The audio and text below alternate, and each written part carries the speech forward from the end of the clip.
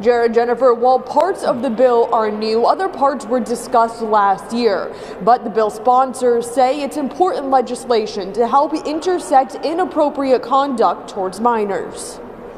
The new part of House Bill 322 expands the statute to get at grooming. What the victims' families have said consistently is, had we been able to stop this priest or this teacher from this precursor activity, it never would have ripened into a child rape or a real case of serious sexual abuse. Representative Bill Seitz is one of the bill's sponsors. He says a pattern of conduct or grooming in many cases leads to more serious offenses. Some of these folks had a history of that kind of behavior, and then they were quietly moved to a different school where they actually became a much more serious offender. The bill creates the offense of grooming by prohibiting a person who was 18 years or older from engaging in a pattern of conduct with a minor if the person and the minor are in any sort of relationship, like a relative, teacher, or coach, and a person who was 18 years or older from engaging in a pattern of conduct with a minor between 13 and 16.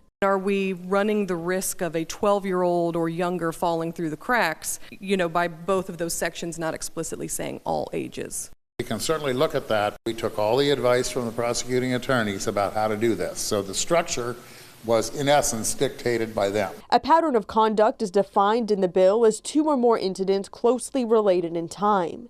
This bill also doubles the statute of limitations for prosecutors to go after people who are mandatory child abuse reporters. Currently, the prosecutor can only go after those people for 2 years.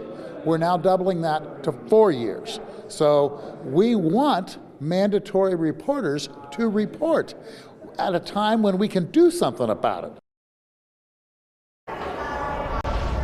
The bill has its second hearing next week, where any proponents of the legislation can testify. Local for you at the State House, I'm Natalie Fahmy, NBC4.